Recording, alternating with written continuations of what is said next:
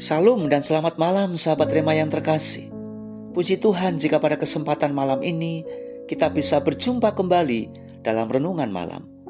Renungan kita malam ini dengan tema Tuhan Perteduhan Hidupku. Ayat bacaan kita terdapat dalam Mazmur pasal 90 ayat 1-2. Doa Musa abdi Allah. Tuhan, Engkaulah tempat perteduhan kami turun-temurun. Sebelum gunung-gunung dilahirkan dan bumi dan dunia diperanakan, bahkan dari selama-lamanya sampai selama-lamanya, Engkaulah Allah. Di dalam doanya, Musa mengungkapkan bahwa Allah itu tempat perteduhan, bukan hanya bagi satu orang atau beberapa orang saja, melainkan untuk generasi demi generasi. Sesungguhnya, Dialah Allah yang kekal, Sang Pelindung yang sangat besar dan agung. Mazmur ini mencatat kata tahun dalam bahasa Indonesia atau sana dalam bahasa Ibrani dalam jumlah yang paling banyak bila dibandingkan dengan mazmur-mazmur lainnya. Dan Mazmur pasal 90 ini sangat tepat jika dipakai sebagai dasar untuk melakukan refleksi di akhir tahun 2022. Secara hakiki, manusia berasal dari debu dan menjalani hidup dengan menghadapi kesukaran serta penderitaan. Karenanya Musa meminta kepada Tuhan agar diajari menghitung hari-hari hidupnya dan Israel bangsanya.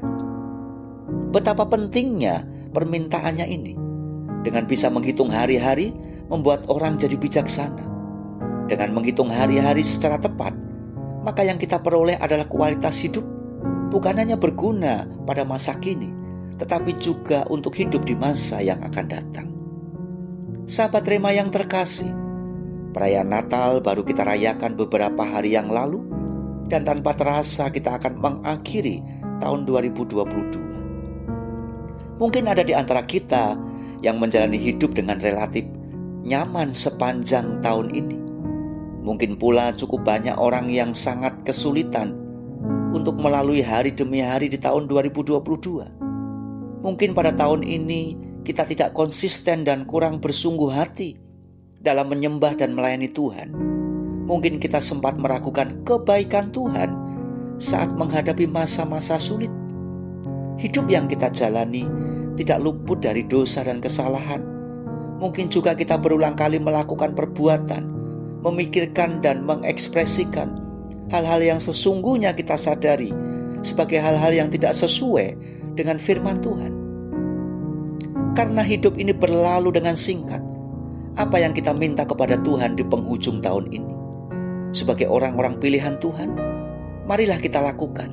Pertama, dengan memperhatikan realita hari-hari hidup manusia, kita meminta hati yang bijaksana untuk menjalani tahun 2023. Kedua, evaluasi hidup selama ini yang sudah kita jalani berkaitan dengan diri sendiri, keluarga, pekerjaan, dan pelayanan.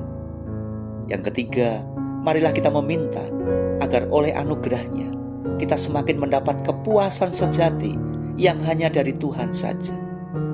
Biarlah oleh anugerahnya kita menjadi berkat bagi banyak orang dalam banyak generasi.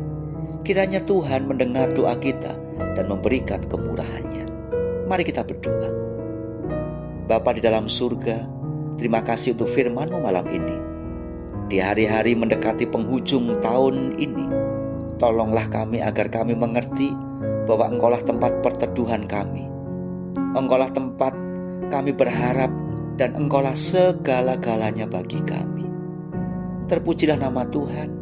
Di dalam nama Tuhan Yesus Kristus kami sudah berdoa. Amin. Selamat malam dan selamat beristirahat. Selamat menikmati kebaikan Tuhan yang tanpa batas. Soli Deo Gloria, Tuhan Yesus memberkati.